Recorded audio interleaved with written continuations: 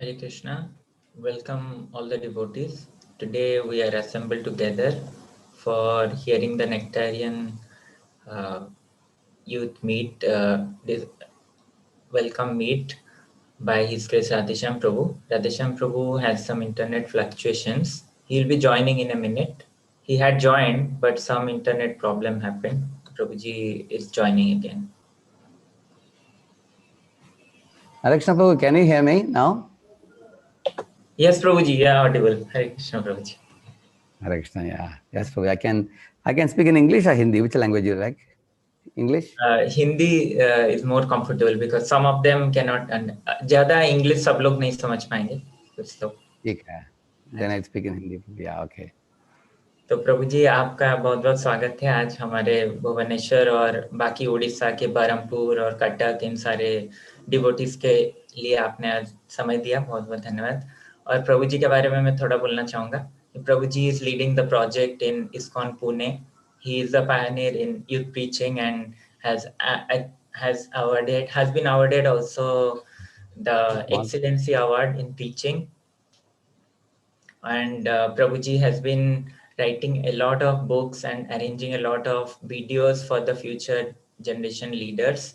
And many books like his Essence of Bhagavad Gita, then The Best Friend, Your Best Friend, and Stress Management, small books also. They are very, very helpful for all of us. And our youth is also very enthusiastic and ready to receive Prabhuji and his Vani. So let us all welcome Prabhuji at our own places by chanting one time Hare Krishna Mahamantra. Hare Krishna, Krishna Krishna, Hare Hare, Hare Rama, Rama Rama, Hare Hare. His Grace Radhesham Prabhu ki jai. Prabhu, I want to share one shloka. Can I show? Yeah, I'm giving you the. You are already the host. You can do it, Prabhu. I can do it? Okay. So all devotees can recite this shloka. So this is a shloka. You can see now? Yes. Okay. Om Ajnanatimirandasya Jnananjanashalakaya Chakshuvunmilitam Yena Tasmai Shri Gurave Namaha. Namo Vishnupadaya Krishna Prishtaya Bhutale Srimate Bhaktivedanta Swaminiti Namine Namaste Saraswate Deve Gauravani Pracharine Nirvishesha Shunyavadi Paschatya Deshatarine वाञ्छाकल्पतरुभ्यश्च कृपा सिन्धुभ्य एव च पतितानां पावनेभ्यो वैष्णवेभ्यो नमो नमः। जय श्री कृष्ण चैतन्य प्रभु नित्यानंद, श्री अद्वैत गदाधर श्रीवासादि गौर भक्त वृंद। Hare Krishna Krishna Krishna Hare Hare, Hare Rama Rama Rama Hare Hare. So please all of you repeat, आप सब लोग मेरे पीछे दोहराइए। साधु संग नाम कीर्तन भागवत श्रवण,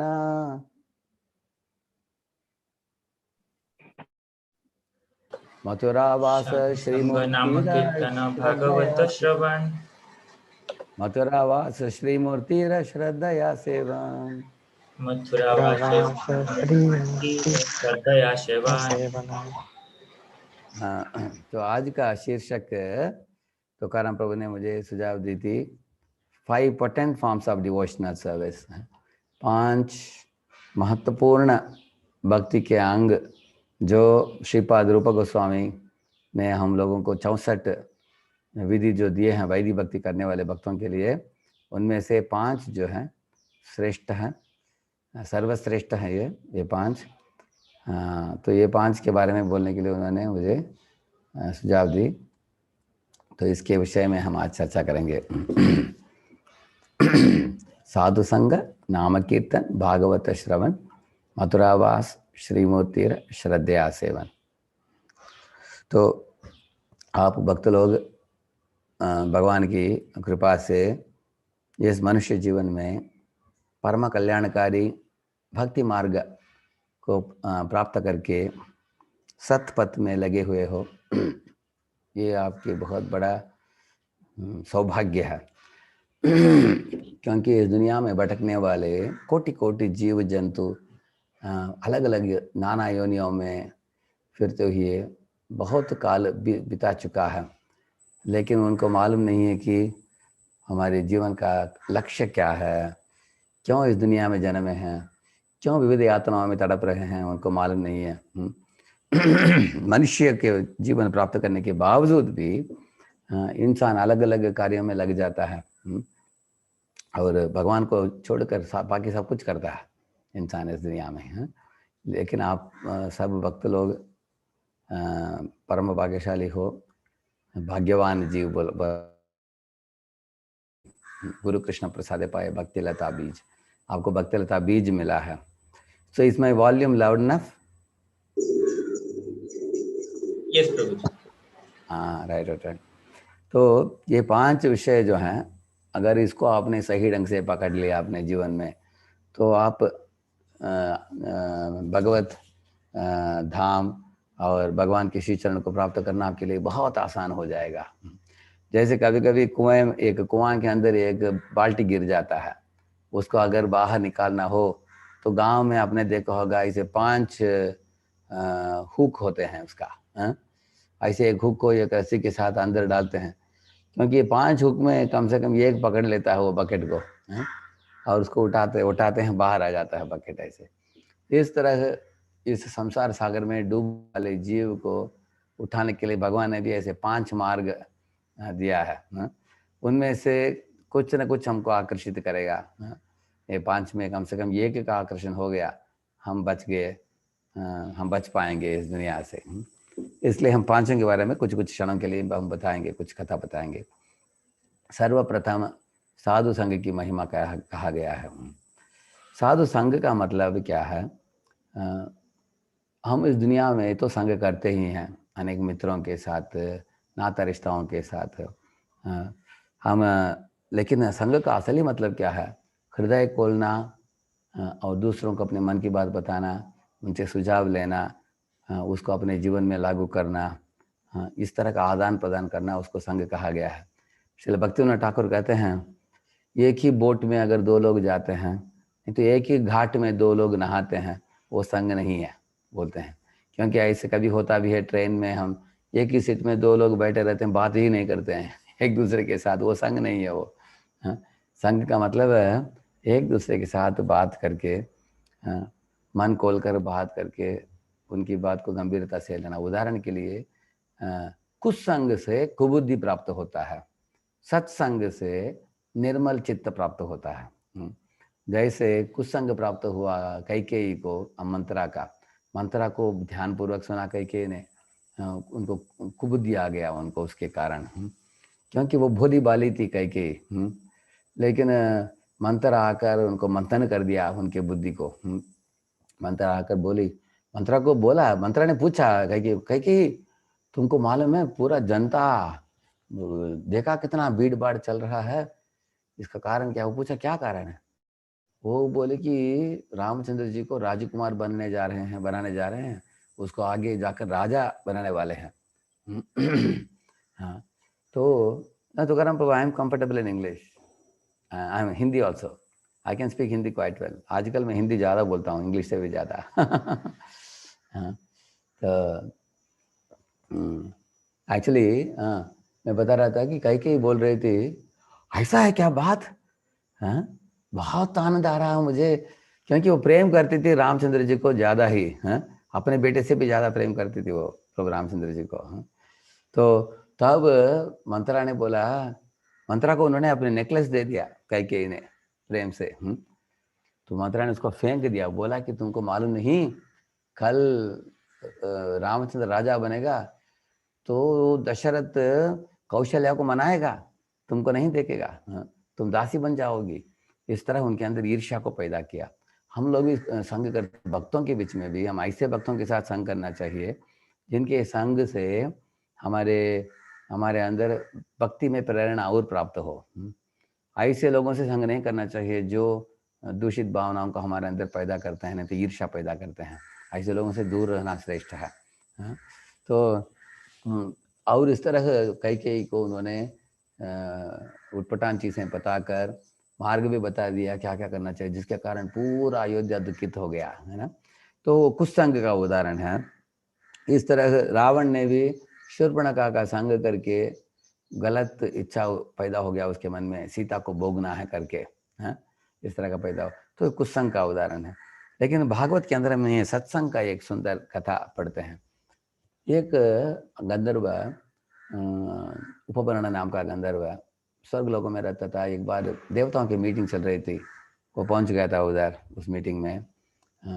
तो सब देवता गंभीरता से बैठकर मीटिंग करने के बाद अंत में भगवान कृष्ण की गुणगान कर रहे थे, एक आरती उतार रहे थे, भगवान की नामों का गुणगान कर रहे थे। हाँ, ऐसे करते समय ये पीछे था, खड़ा था, लेकिन उपवर्ण जो था वो गंधर्व होने के कारण एकदम खूबसूरत था। उसके कंठ भी बहुत मधुर कंठ थी।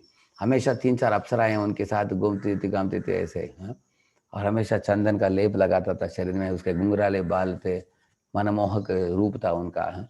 इसको देखकर वो अप्सरा उनके साथ घूमता, प्ले बॉय बोलते हैं ना आजकल के भाषा में, ऐसा था वो। लेकिन देवता लोग गा रहे थे भगवान का यश, और ये और ही कुछ ऐसे गाना गा रहा था जो जैसे अगर मान लीजिए हम हरे कृष्ण गा रहे, कोई सिनेमा गाना गा रहा है तो कैसे होगा, ऐसे गा रहा था। तो एक देवता कुपित होकर उसको श्राप दिया कि अरे मूर्ख, भगवान हरि की तुम निंदा करते हो, तुम ये एक दासी पुत्र बनो करके श्राप दिया। तो दासी पुत्र बन गया, नीचे भूमि में उतर आया।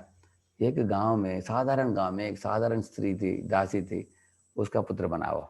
हाँ, और उसका पुत्र बनकर कोई इसको देखने वाले कोई नहीं थे गांव में। क्या एकदम सरल जीवन, उसका पिता भी नहीं थे, माता थी, अकेला था माँ के साथ, गरीब झोपड़ी में रहते थे वो लोग।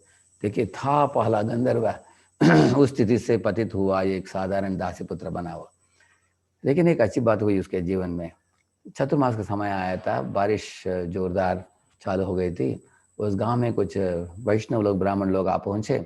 उसके घर के निकट एक गुरुकुल था। उस ब्राह्मण के गुरुकुल में कुछ भक्ति वेदांत लोग, वैष्णव लोग आकर ठहरने के लिए आए थे उधर। तो माँ ने देखा, ये दासी ने देखा महात्मा पुरुष आए हैं, चलो बेटा हम जाकर नमस्कार करते हैं, उनका आशीर्वाद मांगते हैं। संत महात्माओं की आशीर्वाद से हमारा जीवन भविष्य बड़ा उज्जवल होता है, भगवान की कृपा प्राप्त है, भगवान हरि निवास करते हैं उनके हृदय में। चलो बेटा, अपने बेटे को लेके गई, दंडवत प्रणाम किया उन साधु महात्माओं को। तो उन्होंने सोचा कि कुछ तो सेवा हमें देना चाहिए साधुओं को। तो रोज कुछ प्रसाद बनाकर बेचती थी। तो अपने लड़के को बोला उन्होंने, बेटे जाकर उनको देना और खाने के बाद उनके प्लेट धो लेना, और साधु महात्मा को संग उनसे संग करके सेवा भी देना, तुम आ जाओ, तुमको कल्याण प्राप्त होगा, जीवन में मंगलमय हो जाएगा तुम्हारा जीवन। ऐसे माँ की उपदेश थी, मान लिया बेटा, कर रहा था वो। तो एक दिन गया, ऐसे देखा कि ये साधु लोग हर्षित होकर परम आनंद के साथ, उल्लास के साथ की कथा कर रहे हैं, ताली बजा रहे हैं, हंस रहे हैं। तो देखा कि हमेशा वो शास्त्र को सामने रख कर दिन भर वो लोग कथा करते थे, जैसे गीता, भागवत, रामायण, महाभारत इत्यादि का।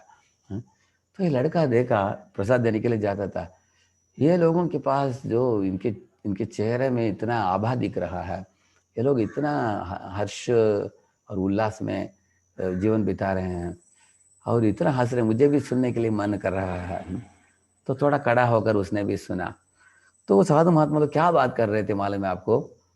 वो लोग ऐसे कथाएं बता रहे थे भगवान कृष्ण के संबंध में, जिसको सुनते ही एक व्यक्ति के हृदय में भगवान हरि, भगवान कृष्ण के लिए आकर्षण जग जाएगा।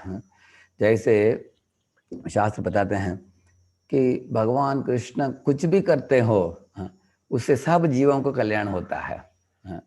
जैसे अगर मेरे पास अगर दो लोग आते हैं, मैं कुछ निष्कर्ष में पहुंचता हूँ, एक खुश होकर जाता है, दूसरा नाखुश हो जाता है। देखा है नहीं है? हम लोगों ने देखा कि नहीं ऐसे इस दुनिया में? एक पार्टी खुश, दूसरा पार्टी नाखुश। लेकिन जब कृष्ण कुछ कार्य करते हैं, सबको खुश कर देते हैं वो। जैसे एक बार कालिया कालिया नाम का एक बड़ा नाग, हजारों फण वाला नाग आकर यमुना में प्रवेश करके उधर रहने लगा। इसके कारण दूषित कर दिया उसने, जहरीला कर दिया पानी को। उस पानी को पीकर अनेक गोप बालक मृत पड़ गए उधर यमुना के किनारे में। तब भगवान श्री कृष्ण एक कदम पेड़ के ऊपर चढ़कर पानी के अंदर कूद पड़े। जो जो से हाथ पैर से पानी में बड़े बड़े लहरें उत्पन्न किया उन्होंने। तब कालिया बाहर आकर देखा, कालिया की आंखें आग बबूले थे, लाल लाल थे। और अगर कोई दूर में था तो वो थूकता था विष, थू करके। अगर कोई निकट था तो डसता था वो कालिया ऐसे। कालिया ने देखा, अरे मेरे स्थान में कौन आया है, एक छोटा बच्चा। तो देखा कृष्ण नीले बालक थे, मोर पंख पहने थे और उनके अच्छे अच्छे आभूषण थे, माँ ने पहनाया था उनको। उनके सुंदर स्वरूप को देखकर कालिया भी आकर्षित हुआ शुरुआत में, लेकिन बाद में ईर्ष्या के कारण डसने के लिए गया उनको। तो कथा बता रहे थे ऐसे। तो इसके बाद भगवान कालिया के सर के ऊपर नाच नाच कर उसको दबाकर पूरा विष को निकाल दिया उनके मुंह से, एकदम नम्र बन गया कालिया। तब बाद में भगवान ने देखा कि कालिया के जबड़े टूट गए थे, सर टूटा था। नीचे उतरने के बाद भगवान ने कालिया को बोला, है कालिया, मेरे से क्रोधित मत हो जाओ, नाराज मत करो। तुमने मेरे भक्तों को पानी में जहर मिलाने के कारण भक्तों को मार दिया तुमने, ब्रजवासियों को इतना तंग किया तुमने, इसलिए मुझे दंड देना पड़ा तुमको। चिंता मत करो, तुम्हारे सब क्रैक हुए हैं, तुम्हारे जबड़े में, सर में सब ठीक कर दूंगा। तो ऐसे स्पर्श मात्र किया भगवान ने, ठिश ठिश ठिश करके वो सब गायब हो गया। सब गायब भगवान के स्पर्श मात्र से। उनके हाथ तो अमृत वर्षा करता है। और अपने दृष्टिपात से भगवान ने मृत गोप बालकों को जगा दिया। उनके माता पिता सब खुश हो गए। और यशोदा, नंद महाराज, गोप गोपियाँ, गाय बछड़े सब खुश हो गए ये देख कर कि कृष्ण सुरक्षित आ गए पानी से बाहर। और कालिया ने देखा, अरे सब हमारा जो भी घाव हुआ था, जितना खून निकला था, सब शरीर ठीक हो गया, अभी खुश हो गया वो भी। तो भगवान ने बोला कालिया को, इधर तुम नहीं रह सकते, तुमको वृंदावन छोड़कर बाहर जाना पड़ेगा तुमको। कालिया रोने लगा, बाहर जाऊंगा तो गरुड़ पकड़ेगा, मारेगा, काटेगा, फाड़ देगा हमको। भगवान ने बोला, नहीं नहीं, चिंता मत करो, क्योंकि मेरे श्री चरणों का निशान है तुम्हारे सर के ऊपर। इसको देखकर कभी भी गरुड़ तुमको मारेगा नहीं, इसके विरुद्ध वो तुमको अपना छोटा भाई मानेगा। हाँ, ये बात सुनकर कालिया खुश हो गया। कालिया ने बोला भगवान को, अभी मैं निकल जाऊंगा इधर से, नागालैंड चला जाऊंगा अभी। और जब आपको चाहिए बुला लीजिए, मैं आप और गोपों को मेरे पीठ के ऊपर बिठाकर पूरा हम आपको सारे वृंदावन में विहार के लिए लेके जाएंगे। ऐसे बोलकर खुशी से चला गया कालिया। तो ये लीला में क्या हुआ, कालिया भी खुश, यमुना भी खुश, क्योंकि यमुना से जहर निकल गया, यमुना भी खुश, गोप गोपियाँ वो भी खुश, माता यशोदा, नंद बाबा वो सब खुश, मृत गोपालक उठ गए वो भी खुश। अभी खुश कौन नहीं है, सब खुश हैं। ये भगवान की लीला है। भगवान जो भी कार्य करते हैं ये अद्भुत कार्य है। कृष्णेन अद्भुत कर्मणः ऐसे बता गया भागवत में। तो इस तरह वो लोग इस तरह की मधुर कथाएं बता रहे थे। उन कथाओं को श्रवण करके एक गोपबाल को बहुत परमानंद, ये दासी पुत्र को परमानंद आया है। उसने सोचा कि अरे कृष्ण के बारे में सुनकर और भी कृष्ण के बारे में सुनने के लिए मन कर रहा है मुझे, है कृष्ण किस तरह के व्यक्ति हैं, इतने खूबसूरत हैं, इतने सर्वगुण संपन्न हैं, इतने अद्भुत लीलाएं करने वाले हैं, मुझे भी बैठ कर सुनने के लिए मन कर रहा है। तो वो गया, वो उनके पास जाकर पूछा साधु महात्माओं को, मैं एक नीच योनि में जन्मा हूँ और मैं ब्राह्मण नहीं हूँ, वेद पाठ इत्यादि नहीं किया है, फिर भी आपकी कथा श्रवण करके मन में एक लालसा उत्पन्न हो रहा है कि और कथा सुने, क्या आपकी अनुमति हो तो मैं भी बैठकर कथा सुन सकता हूँ, ऐसे बोला उन्होंने। तो वो साधु महात्मा लोगों ने बोला, अरे बच्चे, ये इन कथाओं को सुनने के लिए एकमात्र योग्यता की जरूरत है, सिर्फ श्रद्धा चाहिए बस, और तुम्हारे पास वो श्रद्धा का बहुमूल्य रत्न है, इसलिए तुम जरूर आ सकते हो, रोज आकर बैठ सकते हो हमारे साथ। ये वैष्णवता में हम कभी भी जाति पाति इत्यादि नहीं देखते हैं, कौन ऊंचा कौन नीचा नहीं देखते हैं, कौन धनी कौन गरीब नहीं देखते हैं, कौन भारतवासी कौन विदेशी नहीं देखते हैं। हम कुछ भी नहीं, हम सिर्फ एकमात्र चीज देखते हैं कि उनको भगवान में रुचि हो बस। जरूर सुनो करके वो लोगों ने अनुग्रह करके उनको बिठाकर कथा श्रवण में जोड़ दिया। तत्रान्वहं कृष्ण कथा प्रगायताम अनुग्रहेणाश्रणवं मनोहरा ता श्रद्धया मेनुपदम विशृण्वतः प्रियश्रवस्यंगममा भवत् रुचि। ऐसे लड़का बताता है कि उन लोगों की कथा सुनकर मेरे अंदर श्रद्धा और भी जगती हुई गई और रुचि पैदा हो गया भगवान कृष्ण में। और वो लोग 4 महीने के बाद शरद ऋतु आ गई, सूर्य चमक रहा था आसमान में, बारिश रुक गई, अभी वो लोग निकलने ही वाले थे। मैंने सोचा कि अब इनका संग कैसे मुझे मिलेगा। वो लोग जाते जाते मुझे नाम दिया, उपदेश दिया और चले गए। वो जाने के बाद एक दिन मेरे माँ का देहांत हो गया। मैं उसके बाद जंगल में जाकर तपस्या करके उनके दिए हुए मंत्र को उच्चारण करके मैं भगवान विष्णु के दर्शन पाया। लेकिन विष्णु ने बोले, क्षण मात्र के लिए दर्शन दिए उन्होंने। उसके बाद भगवान विष्णु ने बोला कि इस जन्म में हे बच्चे तुमको मेरा ये नहीं मिलेगा,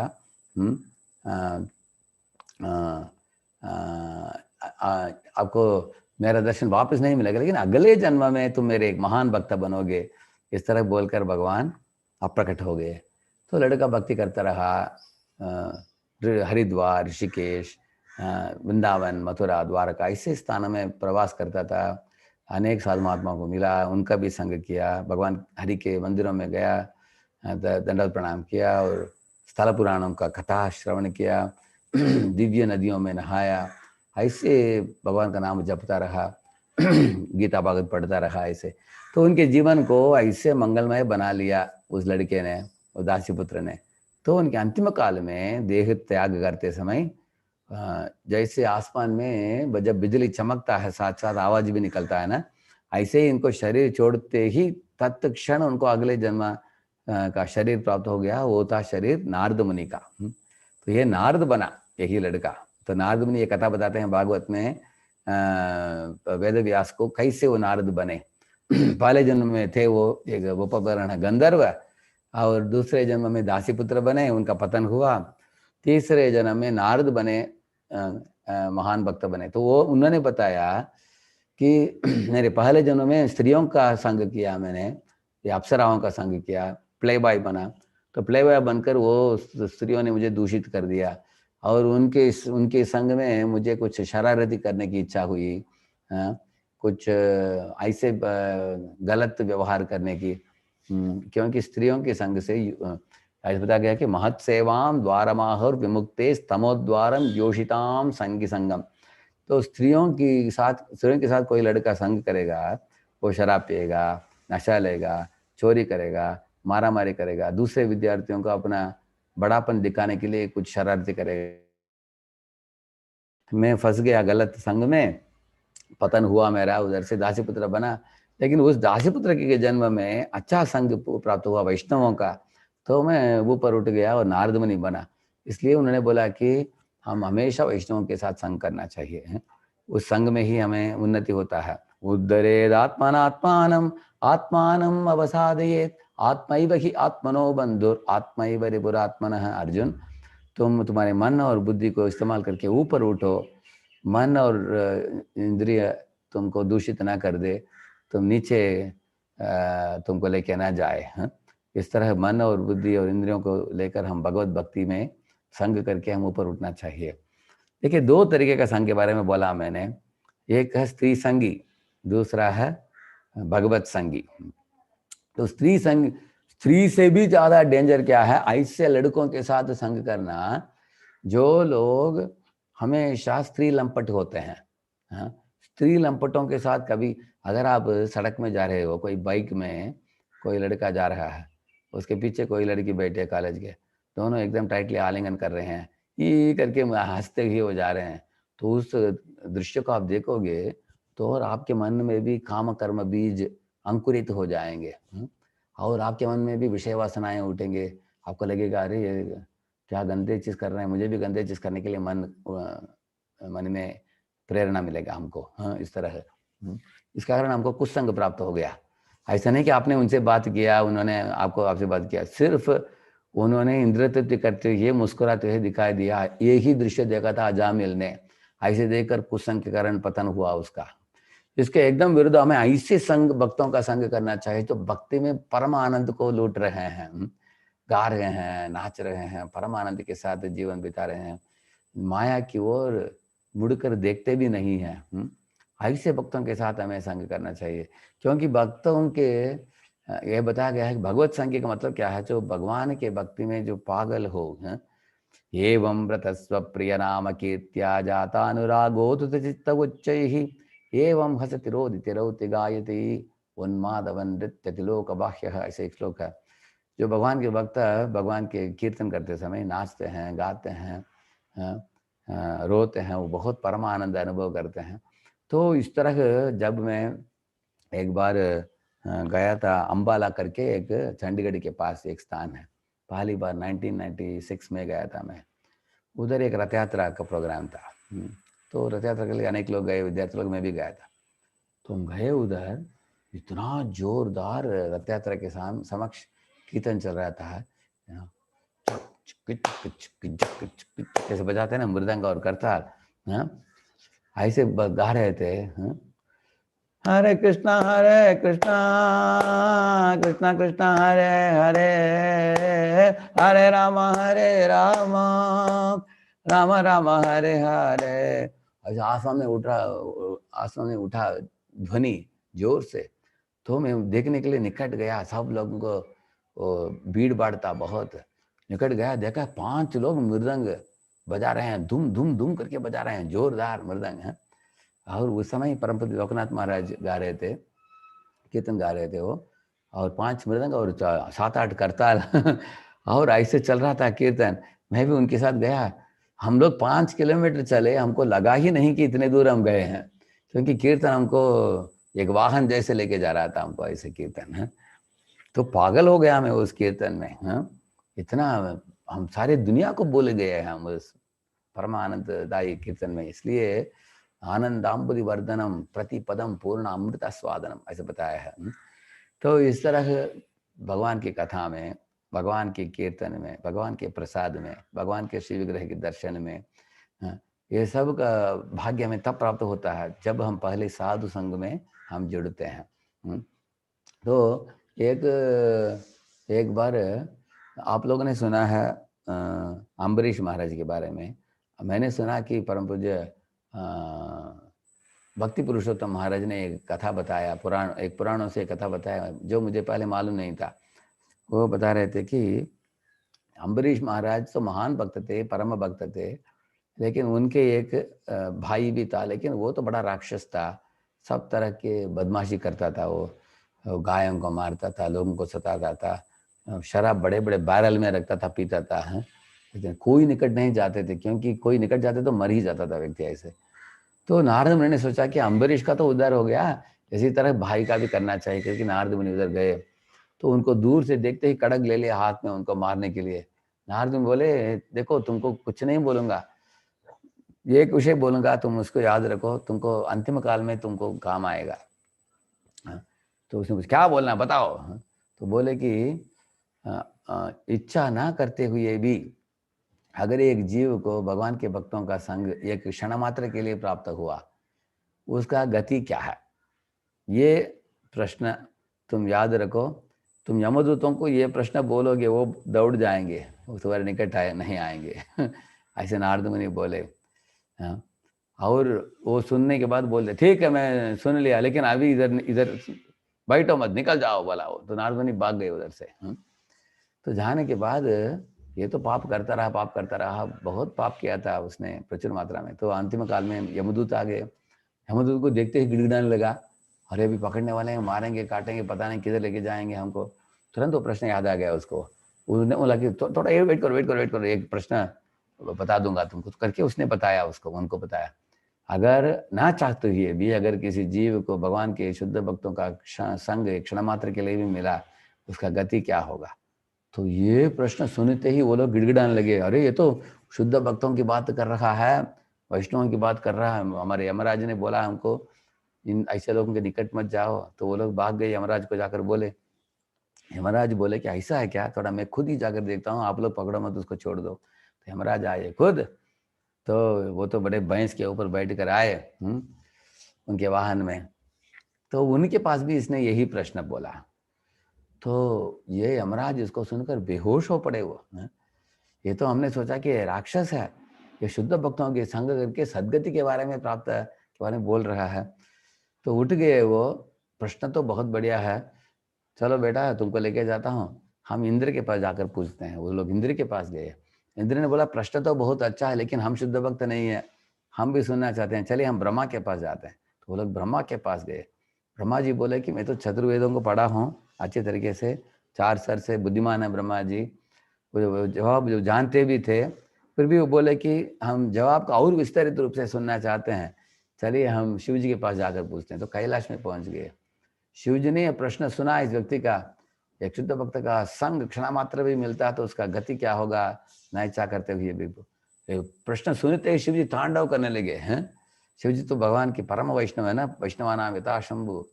ऐसे पूरा इधर उधर उधर उधर तांडव करके बहुत घंटों घंटे तांडव कर रहे थे। सब लोग सोच रहे ये क्या, ये जवाब है क्या ये। और उसके बाद शिव जी रुकने के बाद बोले, शिव जी चलिए हम अभी श्वेत द्वीप में जाते हैं, वैकुंठ में जाते हैं। तो क्योंकि भगवान हरि ही इसका सही जवाब दे सकते हैं। तो भगवान हरि के पास अब विष्णु ने देखा, अरे शिव जी आए हैं, ब्रह्मा आए हैं, इंद्र आए हैं, अरे सब लोग यमराज आए हैं, अरे बड़े बड़े लोग, सब बड़े पोस्ट होल्डर सब आगे ब्रह्मांड के, क्या बात है बताओ। तो वो लोगों ने बोला सुनिए इसका प्रश्न, कितना मधुर प्रश्न पूछ रहा है, आप तो सबके स्वामी हैं, आप ही बताइए। तो भगवान ने यह प्रश्न जब सुना उनका प्रश्न, तुरंत भगवान ने उनको बुलाया। अपने जो नाग शैया था, अनंत शेष का शैया था, उसमें भगवान बैठे थे, उनको भी साथ में बिठा लिया, उस व्यक्ति को भी अपने साथ बिठा लिया। और सब देवताओं ने पूछा जवाब क्या है, आपने दिया नहीं। बोला जवाब क्या है, यही जवाब है, अब मेरे साथ रहेगा, आप लोग निकल जाइए, बोला उन्होंने। और सबके सब देवता निकल गए उधर से। इसका मतलब है भगवान के भक्तों की क्षण मात्र संग से अंत में एक व्यक्ति को वैकुंठ प्राप्ति होता है। ये भगवान ने खुद ही बता दिया उनको ऐसे। आप पूछेंगे प्रभु जी क्षण मात्र संग से कैसे वैकुंठ प्राप्ति होगा, ये कैसे होता है। साधु महात्माओं की उपदेश जो होता है एक क्षण के लिए भी, तो हमारे मन में गूंजता रहता है। अगर हमने सुना है, एक बात हमने सुना, वो बैठ जाता है हृदय में, बार बार गूंजता है, बाद में हमको प्रेरणा देता है कि और गंभीर बनो, शुद्ध बनो, भगवान के पास जाना है। इस तरह के मन में हमें प्रेरणा मिलेगा हमको। तो ये साधु संग है। और दूसरा है साधु संग नाम कीर्तन। नाम कीर्तन का मतलब भगवान हरि का नाम जप, नाम कीर्तन। हम क्यों नाम जप करना चाहिए, पुराण में अनेक श्लोक है, एक श्लोक बताएंगे। अवशेनापि यन्नाम निकीर्तिते सर्वपातकैहि। ये पहले बताया कि अवशेनापि यन्नाम्नि का मतलब है एक निस्सहाय भावना से अगर कोई जीव भगवान का नाम को पुकारेगा, कीर्तिते सर्व पातक ही, उसके सब पातक सब पाप दूर भाग जाएगा। सद ये बताते हैं कि सिंह त्रष्टैर मृगैरिव, ऐसे बताते हैं। उसका मतलब है सिंह का मतलब है सिंह जो दहाड़ करता है ना जंगल में, तब छोटे प्राणियां भाग जाते हैं दूर। इस तरह हम लोग गर्जना करेंगे भगवान के नामों का, तो हमारे मन में बैठा हुआ सब पापा पक्षियां उड़ जाएंगे। ऐसे बताया गया। तो पाप को मिटाने का शक्ति यज्ञ दान तप में भी है, लेकिन पाप करने की प्रवृत्ति को वो मिटा नहीं सकता है। अगर कोई ध्यान करता है, प्राणायाम करता है, प्राणायाम से मन थोड़ा शांत होता है, लेकिन मन में पड़े हुए मल को मिटाने की शक्ति प्राणायाम में नहीं है। जैसे एक गिलास में पानी लीजिए, अगर गंदा पानी है, ऐसे कुछ समय के लिए रखेंगे, धीरे धीरे वो धूल सब सेटल हो जाएगा नीचे, दिखेगा आपको एकदम निर्मल। लेकिन एक चम्मच लेकर आइए, उसको ऐसे चम्मच लेकर करेंगे, वापस धूल उड़ जाएगा ऊपर। यही बताया गया है भागवत में, युञ्जानानाम् अभक्तानां प्राणायामादिभिर्मनः अक्षीणवासनं राजन दृश्यते पुनरुत्थितम्, ऐसे बताया गया है। युञ्जानानाम् अभक्तानां, देखिए ज्ञानी योगी कर्मी लोग इत्यादि प्राणायाम इत्यादि करते हैं, उनका धूल सेटल होता है कुछ समय के लिए, लेकिन अक्षीण वासनम राजन, वासना पूरा मिटता नहीं, दृश्यते पुनरुत्थितम, वापस उठ जाता है। जैसे घास है, उसको आप ट्रिम करेंगे, अगले दिन ट्यों आ जाएगा, वो वापस ट्रिम करेंगे ट्यों आ जाएगा। लेकिन भक्ति में अगर आप नाम लेंगे, नाम जैसे कोहरा जो होता है ना सुबह के समय, उसके कारण आप सूर्य को देख नहीं पाते आप। लेकिन जब सूर्य निकल आएगा बाहर, तब कोहरा पूरा मिट जाएगा, कोहरा। इस तरह हरिनाम कोहरा रूपी अंधकार अज्ञानता को हरिनाम मिटा देता है। तो भागवत के छठे स्कंद में एक बड़ा प्रसंग है, उसको संक्षिप्त रूप में बताता हूँ आपको। एक ब्राह्मण लड़का था, कुछ गलत कभी नहीं करता था वो। सुबह उठता था, माता पिता को दंडवत करता था, भगवान विष्णु को भी दंडवत करता था, और वेदों को पढ़ता था, शुद्ध संपन्न था, सदाचारी पुरुष था, ब्राह्मण था, 3 बार गायत्री करता था, सब ठीक ठाक चल रहा था उसके जीवन में। आजकल भी आपके अनेक विद्यार्थी बोलेंगे, अरे हमको हरे कृष्ण कृष्ण क्लासेस में आने की क्या ज़रूरत है, देखो हम किसी को दुखाते नहीं हैं, दुख नहीं देते हैं, तकलीफ नहीं देते हैं, हम शांत स्वभाव के हैं, हम गायत्री करते हैं 3 बार, हम भी भगवान को मानते हैं, तो आपके क्लास में आने की क्या ज़रूरत है, ऐसे कुछ लोग पूछते हैं। तो लोगों का आपको भी लगेगा कि अरे ये तो मांस नहीं खा रहा है, जुआ नहीं खेल रहा है, अवैध संग नहीं कर रहा है, अच्छा नहीं ले रहा है, अच्छा लड़का है, लेकिन भक्ति नहीं कर रहा है, गीता भागवत पढ़ने के लिए आता नहीं है क्लासेस में वीकली, आपको लगता है। तो ये लोग, ऐसे ब्राह्मण लोग आजकल भी प्राप्त होते हैं। लेकिन आप उनको क्या बोलना चाहिए,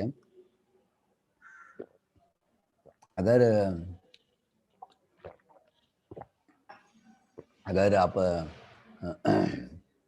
देखेंगे उनके जीवन में, जैसे अगर कोई कार चला रखा हो, जब ये रेड सिग्नल आता है तो कार को रोकता है, ग्रीन सिग्नल आता है तो कार को चलाता है। लेकिन वो कार वाले को पूछो तुम्हारा गंतव्य स्थान क्या है, तो वो बोलेगा वो मुझे मालूम नहीं, लेकिन मैं सब फॉलो करता हूँ, रूल्स फॉलो करता हूँ। ऐसे अनेक लोग हैं। तो इसको पूछो, ये ब्राह्मण को पूछो तुम्हारा गंतव्य स्थान क्या है, उसको मालूमात नहीं है, मैं क्यों ये सब विधि विधानों को पालन कर रहा हूँ, उनको मालूम नहीं आत्मा क्या है, परमात्मा क्या है, वैकुंठ क्या है, जन्म मृत्यु का चक्कर क्या है इत्यादि कुछ जानता नहीं व्यक्ति। ऐसे ही था अजामिल भी।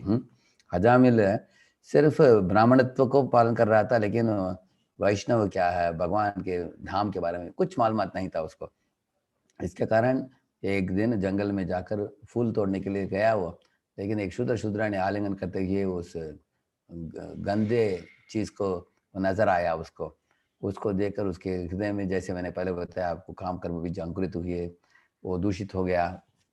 उसको बार बार उसको याद स्मरण आता रहा, अपने पतिव्रता पत्नी, उसको अपने मायका में भेज दिया, उसने अपने माता पिता को भी त्याग दिया।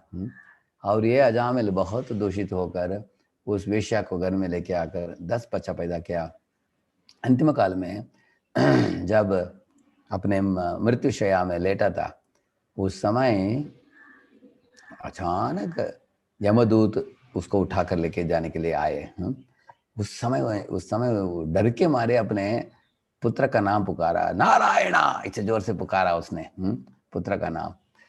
भगवान को संबोधित करके नहीं बुलाया उसने, पुत्र को ही बुलाया। लेकिन भगवान नारायण जो लेटे थे क्षीर सागर में, वो प्रभावित हुए। तुरंत अपने विष्णु दूतों को बोला उन्होंने, हे दूतों, कोई मेरा नाम पुकार रहा है भूलोक में, चलो उधर तुरंत। तो वो लोग बोले, भगवान ये आपका नाम नहीं पुकार रहा है, अपने बेटे को बुला रहा है वो। भगवान बोले, नहीं नहीं, हो सकता है मुझे बुला रहा है, आप तुरंत तत्क्षण अभी पहुंच जाओ उधर तुरंत। भगवान ने भेज दिया। देखिए, भगवान बेनिफिट ऑफ डाउट बोलते हैं अंग्रेजी में। भगवान ने सोचा हो सकता है मुझे बुलाया होगा, भगवान ने ऐसे सोच कर भेजा।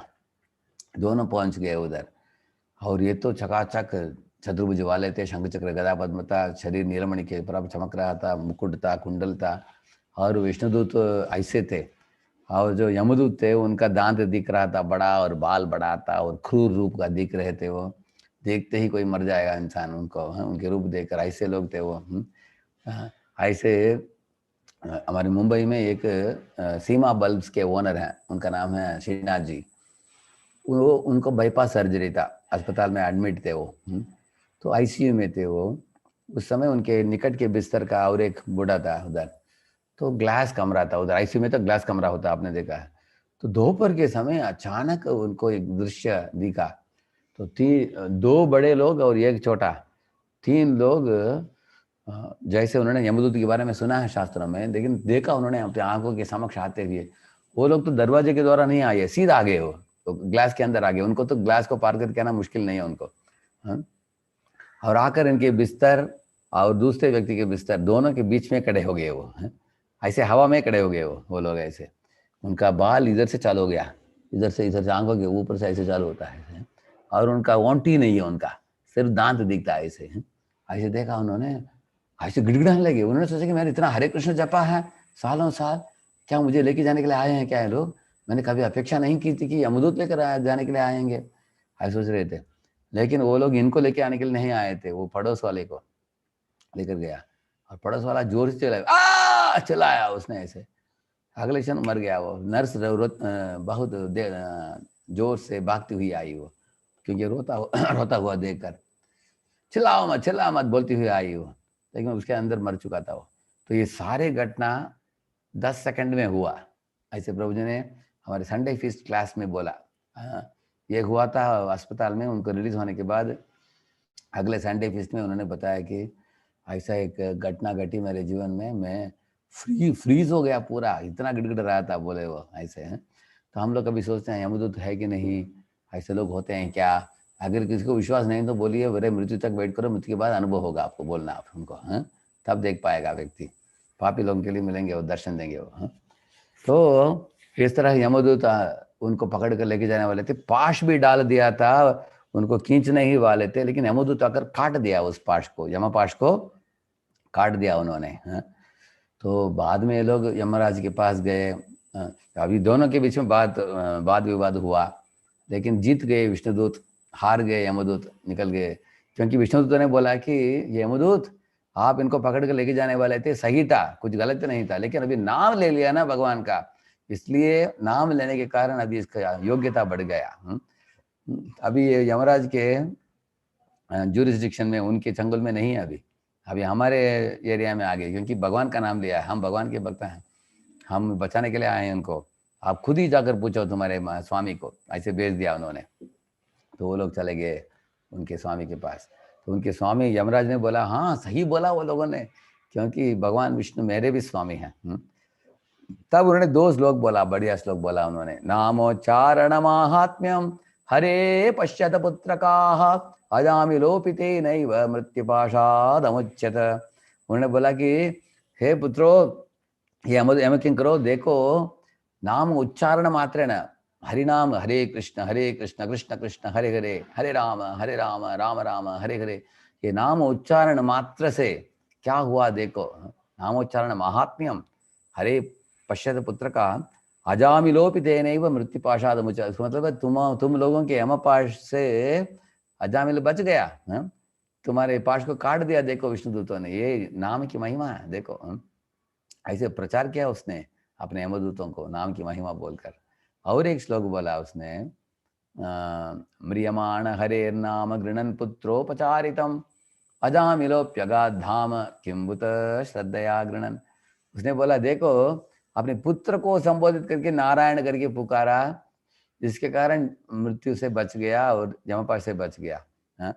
अगर कोई भगवान को ही पुकारा, कोई व्यक्ति प्रेम से पुकारा, रोज 16 माला किया किसी ने, श्रद्धा पूर्वक किया, तो उसको वैकुंठ प्राप्ति क्यों नहीं होगा बताओ। हाँ? ऐसे उन्होंने पूछा। म्रियमाण हरेर नाम गृणन पुत्रोपचारित। मृत्यु के समय, म्रियमाण मतलब मृत्यु के समय उसने एक ही बार नारायण का नाम पुकारा, उसका नतीजा ऐसे निकला, यमपाश से बच गया और उसका वैकुंठ द्वार खुल गया। तो अगर कोई श्रद्धा पूर्वक करेगा कोई भक्त, उसको तो उससे तो भगवान कितने प्रसन्न होंगे, देख लो।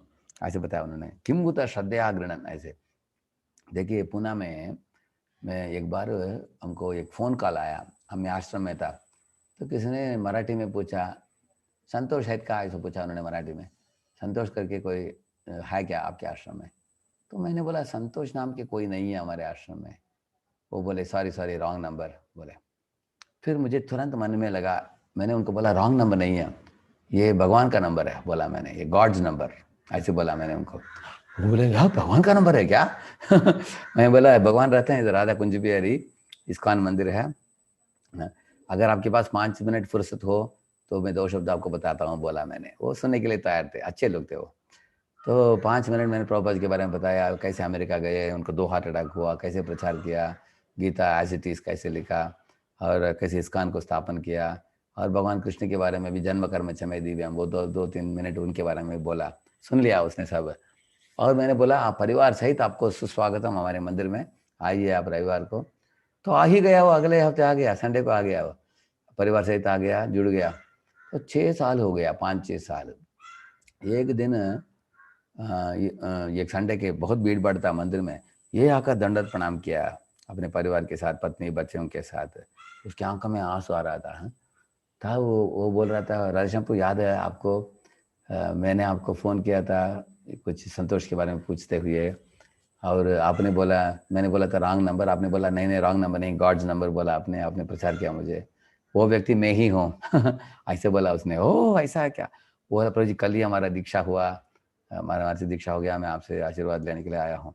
और वो बोल रहा था, क्यों रो रहा था वो, मैं भगवान के साथ जुड़ने की इच्छा से मैं फ़ोन नहीं किया था आप लोगों को, ये रॉन्ग नंबर लग गया था मेरा मंदिर में, लेकिन रॉन्ग नंबर वाले को भी भगवान ने पकड़कर खींच लिया अपने श्री चरणों में। अगर राइट नंबर कोई लगा कर आएगा तो उनको भगवान क्यों नहीं लेंगे अपने पास, ऐसे बोला उसने। तो इस तरह उसकी आंखों में आनंद का बाष्प आया भगवान की करुणा भावना को देखकर। तो ये नाम की महिमा है। तो नाम जप कर, तो थोड़ा भगवान की कथा सुने हम, भगवान का नाम जपे। तो इनका ऐसा ही हुआ ना, अजामिल का जो नारायण, वो रॉन्ग नंबर था, राइट नंबर था वो, आपको क्या लग रहा है? वो पुकारा किसको? भगवान को नहीं पुकारा वो रॉन्ग नंबर लगाया था, लेकिन राइट नंबर हो गया वो, क्योंकि नाम था भगवान का, इसके कारण। तो इस तरह नाम का उच्चारण की महिमा शास्त्र में बहुत बताया है। लास्ट श्लोक में भागवत में एक सुंदर श्लोक है, नाम संकीर्तनम यस्य सर्व पाप प्रणाशनम प्रणामो दुख शमनः तम नमामि हरिम परम। इसका मतलब है, जो नाम संकीर्तन करता है व्यक्ति, सर्व पाप प्रणाशनम, पाप का पहाड़ चूर चूर कर देंगे भगवान हरि। जैसे गोपियां गा रही है, प्रणत देहि नाम पापकर्षणम, मिटा देंगे भगवान। और जो भगवान के श्री विग्रहों के समक्ष सर झुकता हो कोई व्यक्ति, उसके सब पाप को भगवान, उसके सब दुखों का भगवान ले लेंगे। हरि का मतलब सर्व अमंगल हरे इति हरि, ये भगवान की शक्ति है। तो साधु संग, नाम कीर्तन और भागवत श्रवण तीसरा। ये भागवत के अंदर ही बताया गया कि भागवत श्रवण से भी सिद्धच्युत होता है। नष्ट प्रायेषु अभद्रेषु नित्यम भागवत सेवया। देखिए, अगर आप भूल से भी थोड़ा सुन लिया भागवत, उससे भी बड़ा लाभ हो जाएगा आपको। पुराण में एक कथा है, एक बड़े डकैतों का परिवार था। तो सबसे बड़ा डकैत, बड़ा टर्बन पहनता था, वो दादाजी था, वो 80 उम्र का था वो। सब परिवार के सब लड़कों को, जॉइंट फैमिली था डकैतों का।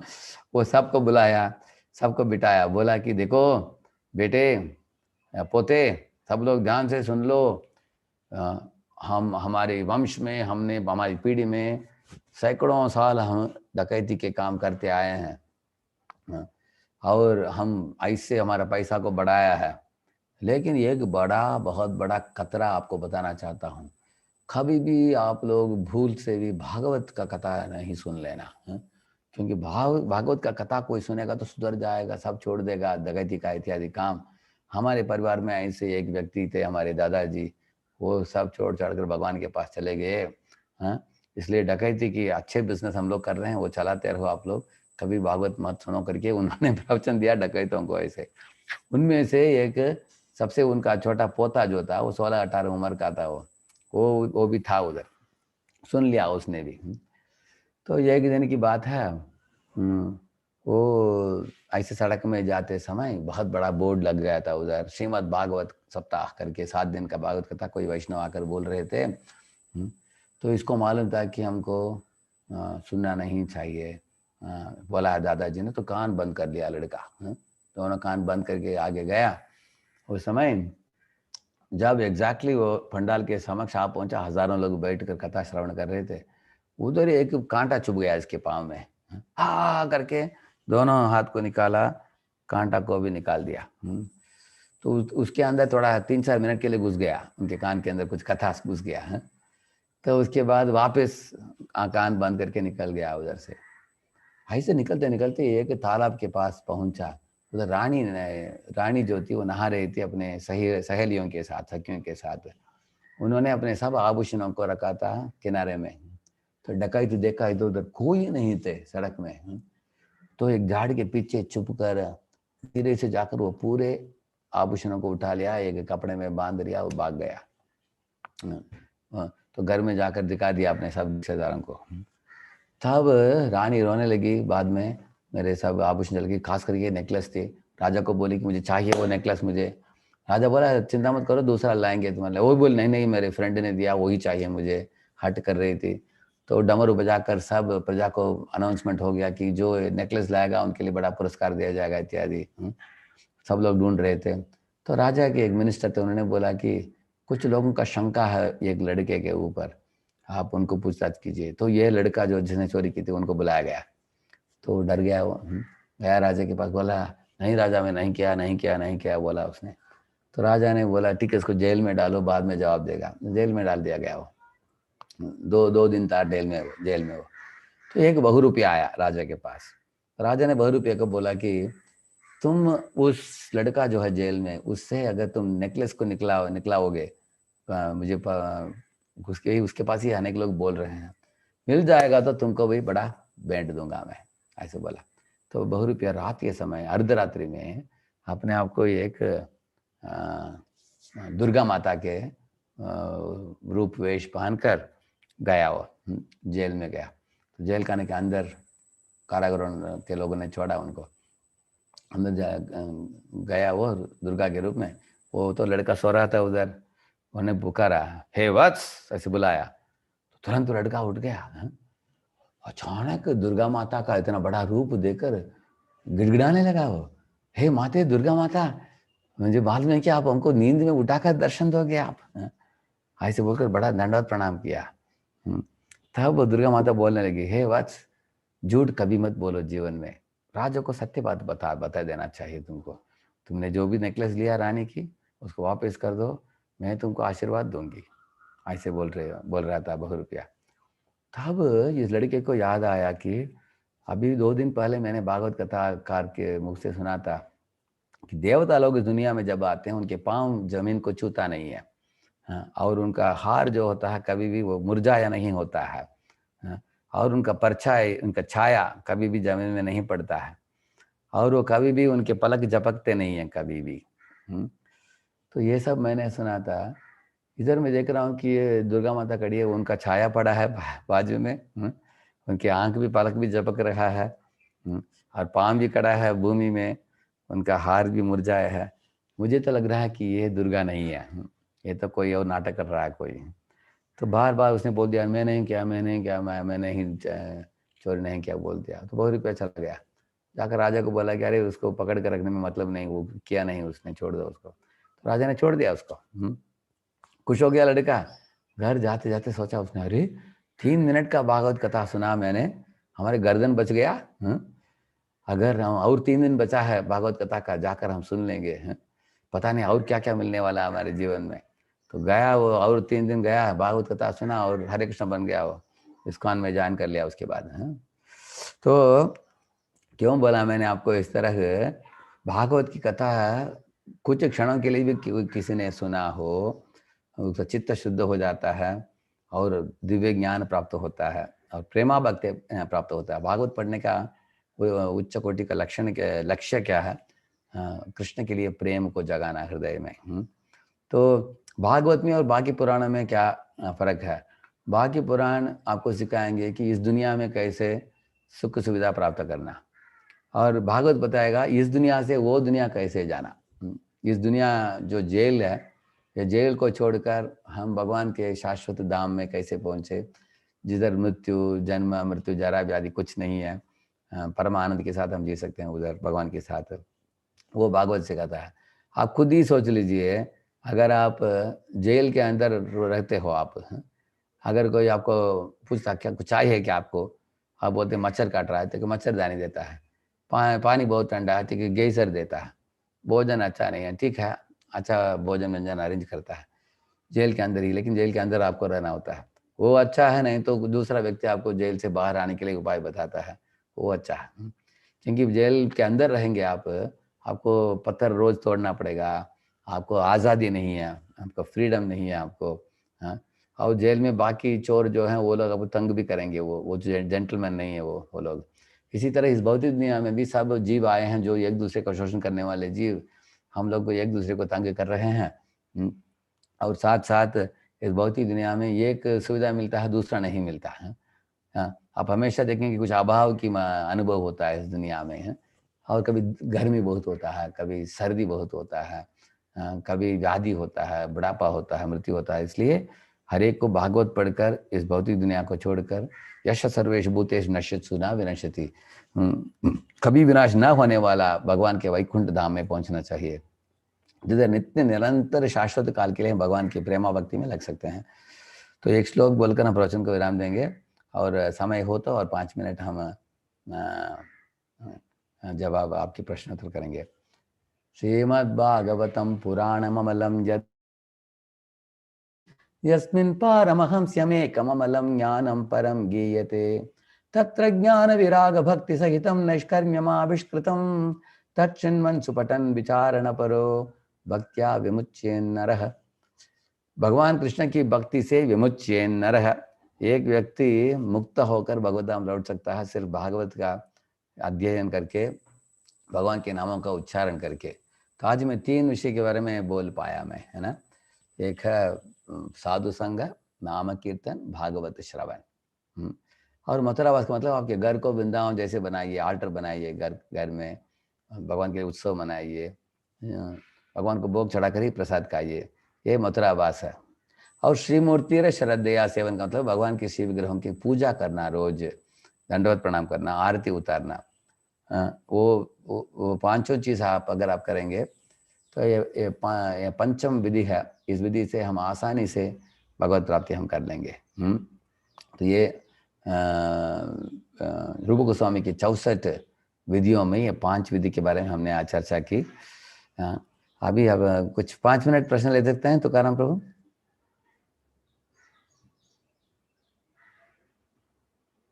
हाँ, yes Prabhu, yes. Okay. They will ask or they will type in the chat. So my lecture came uninterruptedly without any disturbance. Yes, Prabhu, it was clear, very clear. Thank you. Thank you. So, Rasraj Prabhu, can you please send questions to Prabhu?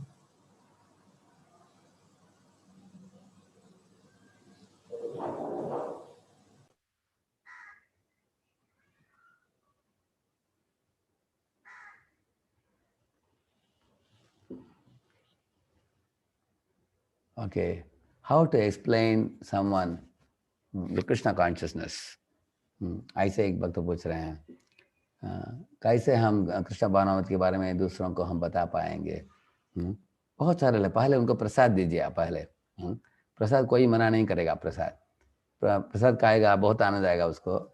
और प्रसाद regular देते रहिए आपके friend को ऐसे।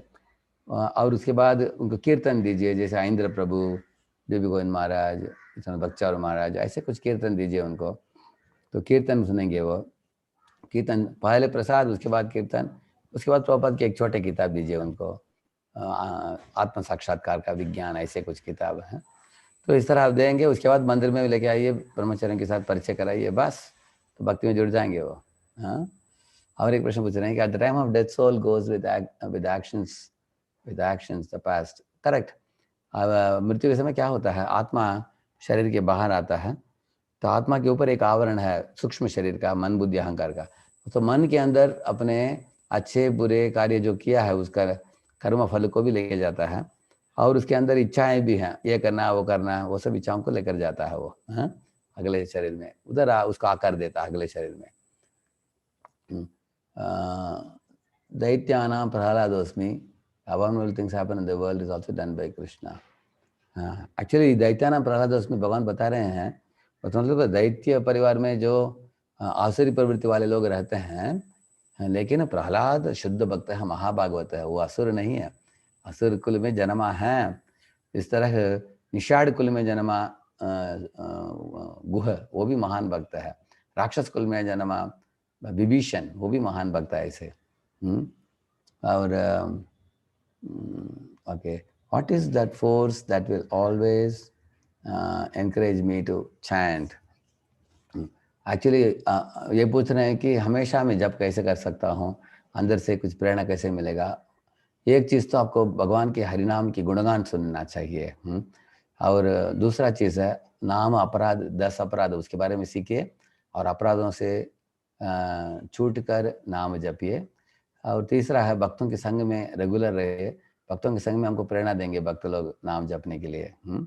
भक्तों के संग में नाम जपना आसान है, अकेले रहते समय जपना मुश्किल है। तो 3 चीज़ बोला मैंने आपको, भक्तों के संग में रहिए, 10 नाम अपराध के बारे में सीख कर उनको अवॉइड कीजिए, और पहले बोला कि हरिनाम की महिमा के गुणगान अनेक किताबों में प्राप्त होता है, इस्कॉन में भी आजकल, उसके बारे में सुनिए। मैं भी जपा टॉक्स करता हूँ, japatalks.radheshamdas.com, ऐसा आप लिखेंगे www.japatalks.radheshamdas.com, उधर आपको अनेक छोटे छोटे 3-3 मिनट का जपा टॉक्स मिलेगा आपको ऑडियो, तो सुनकर प्रेरणा मिलेगा आपको। जपा के पहले सुनेंगे तो प्रेरणा मिलेगा हमको। Somebody remembers is aspiring Guru Maharaj instead of Krishna, what will that person be liberated? हाँ, करेक्ट। अगर आप अपने गुरु महाराज के बारे में स्मरण करते हैं, वो भी महान वैष्णव हैं, आप उनको पहुंचेंगे और वो आपको भगवान से जोड़ देंगे वो। हाँ, what is the real meaning of Krishna consciousness, ये एक वक्त पूछ रहे हैं। उसका मतलब है हम ये पहली बात मानना कि acceptance of God, alignment with God, acting for the pleasure of God, acting on behalf of God, ये कृष्णा कॉन्शियसनेस है। उसका मतलब है पहले भगवान हमारे प्रभु हैं, उन्होंने ये सूर्य को बनाया है, चंद्र को बनाया है, बारिश को दिया है, धान्य बनाया है इत्यादि, हम नहीं बनाए, भगवान ने बनाया, ये मानना है, ये एक्सेप्टेंस पहले। अलाइनमेंट विद गॉड का मतलब है भगवान के दिए हुए ग्रंथ जैसे गीता भागवत, उसको पढ़ना और उनके विधि विधानों को अपने जीवन में लागू करना। और तीसरा है acting for the pleasure of God, भगवान की खुशी के लिए ही काम करना, मनमानी नहीं करना। जैसे भगवान बोलते हैं मांस नहीं खाओ, जुआ नहीं खेलो, अवैध संग मत करो, नशा नहीं लो, तो वो सब छोड़ देना। भगवान बोलते हैं नाम जपो, मेरे विग्रह की पूजा करो, भक्तों के संग में रहो, वो सब करना, acting for the pleasure of God.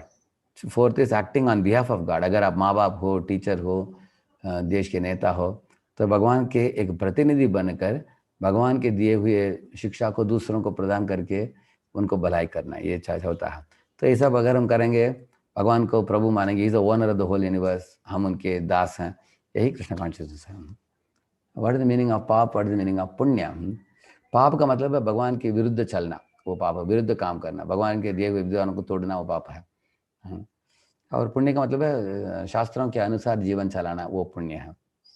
लेकिन दोनों से भी परे है भक्ति, जिसका मतलब है भगवान को शरण जाना और भगवान के इच्छा को पूर्ति करना, वो उसको बोलते हैं अकर्म बोलते हैं, भक्ति सुकृति बोलते हैं उसको।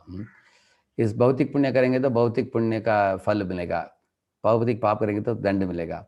लेकिन भगवान की भक्ति करेंगे तो जैसे गवर्नमेंट के अकाउंट में काम करने के बराबर है। जैसे अगर कोई सोल्जर है, भारत के लिए पाकिस्तान के साथ लड़ाई करता है, उसको परमवीर चक्र प्राप्त होता है ना। लेकिन अगर अपने अकाउंट में काम करता है, पड़ोस को मार देता है, शूटिंग कर देता है, तो उसको जेल में डालेंगे उसको। इसलिए हम लोग अपने अकाउंट में काम ना करते हुए, पुण्य पाप ना करते हुए, भगवान के अकाउंट में काम करना चाहिए। लास्ट क्वेश्चन हियर, और मोर क्वेश्चंस हैं।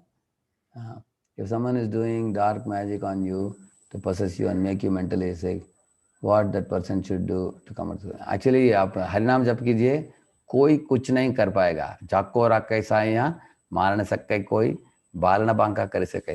जैसे दुर्वासा मुनि ने एक भूत को डाल दिया अम्बरीश को मारने के लिए, अम्बरीश भगवान का शरण लेकर दुर्वासा मुनि के पीछे करने लगा सुदर्शन चक्र। इस तरह आप भगवान का शरण लीजिए। अगर नाम लेने के बाद भी कुछ होता नहीं तो आप वैष्णव एस्ट्रोलॉजर को कंसल्ट कर सकते हैं। वो लोग सुदर्शन जो है उनका मंत्र है, अनंत शेष का मंत्र है, नरसिंह देव का मंत्र है, इनका मंत्र देंगे, उनका उच्चारण आप कर सकते हो। I have an issue with how to sustain away from negative coworkers and that too is department partner. हाँ करेक्ट। एक्चुअली उनके साथ बिजनेस लाइक रिलेशनशिप आपको रखना चाहिए। इंटीमेट मत बनिए, अपने हृदय मत खोलिए, प्रेम पूर्वक मत व्यवहार मत कीजिए, ऑफिशियल रिलेशनशिप रखिए और अपने काम में मग्न रहिए। आप तो जितना बोलना है उतना ही बोलिए। तो oh, there are many questions. Prabhu, now I have exceeded the time. I think many questions were there. Balance questions Tukaram Prabhu answer करेंगे आपको। हाँ, और बाकी डिवोटीज है मंदिर में। There are many more questions which Tukaram Prabhu you can answer. I feel. Huh? Yes, Guruji. You can. Yeah, thank you for the opportunity, and very happy to see so many youths from Bhubaneswar. You are cultivating, all of you have a very good team of youth preachers, cultivating all these devotees. You are doing a very laudable service. I'm very happy, and continue this good work. Bhubaneswar already has a very good track record of, that His Holiness Gaur Govind Maharaj many years had made that place very vibrant. And now the youth preaching is another feather on the cap of the temple.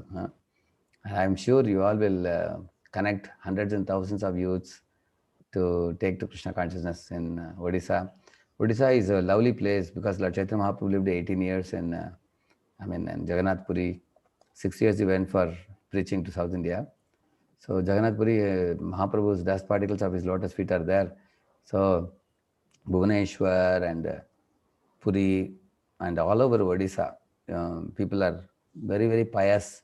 They have very kind heart they have.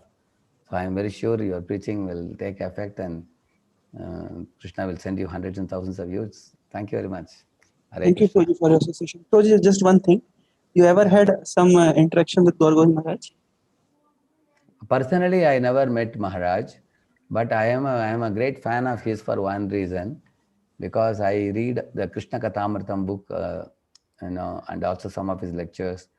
The Krishna Rasa, the Rasa Tattva became clear to me after reading his books and hearing his lectures. Because before that, I have been reading regular books only, but Maharaj actually elaborates on the mood of Yashoda, mood of Nanda, Krishna, and the mood of cowherd boys. And he very thoroughly dives very deep in Rajalila, Vrindavan Leela. So I got a tremendous juice from his books. And I know Madhavanand Prabhu also. Madhavan Prabhu, whenever I get any questions, I write to him also. So very nice, very, very nice association I got through his books. I haven't met him personally, but I could connect with his sound vibration, with his Vani. Last month we had a program with Madhavanand Prabhu. He came in Bhubaneswar, had a youth samagam with him. Oh, is it? Acha, very good. He is a very, very eloquent speaker on devotional service, wonderful Vaishnava devotee. So my Hindi was good. Whatever deficiency was in my class, you can compensate it, Tukaram Prabhu. And you can speak to the boys. No, Prabhuji, actually, after I left South India and came to Pune, last 30 years I'm in Pune, because of which now I am forced to speak in Hindi in Pune also. Even English knowing people also, many of them request, please speak in Hindi. They are more comfortable in Hindi. But I don't know, Odisha, some people may not know Hindi also, correct now? Yes, Prabhu. Most of the student knows because Hindi movies are everybody Yeah, watching Hindu. from Hindi movies they learned Hindi. That's good. That's the best thing the movies did to the youth. Yeah. So you all continue nicely. All the best. Thank Thank you. you, Prabhu.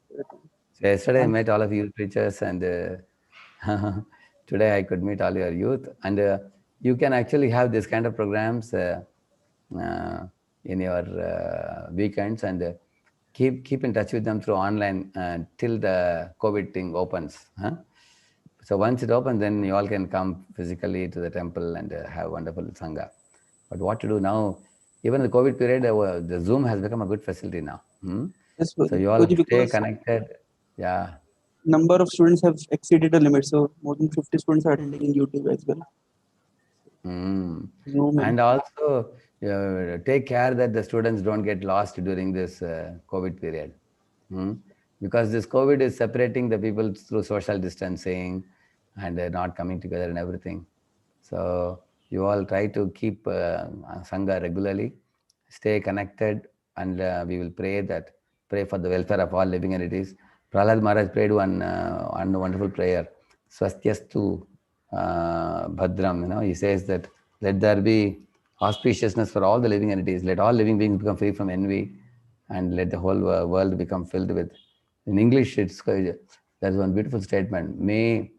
Uh, May the wicked become virtuous. May the virtuous become tranquil. May the tranquil become free. May those who are free set others free. So like we say, Sarve Janaha Sukhino Bhavantu. Such a very beautiful thought and a beautiful prayer. So we want all the wicked people to become virtuous people. We want all the virtuous people to become peaceful people.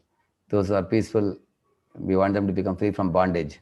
And those who are already free from bondage, by taking devotional service, and they are jolly, let those jolly devotees not keep quiet, but let them set others also free. So let this whole world turn into Vaikuntha. That was Prahlada's prayer. So we will follow in the same mood of Prahlad. Thank you very much. Srila Prabhupada ki Jai. Vanchakalpatarubhyascha kripa sindhubhya patitanam pavanebhyo vaishnavebhyo Vaishnava. namo namaha. Ananta Koti Vaishnava Vrinda ki. Jai. Thank you very much. Hare Krishna.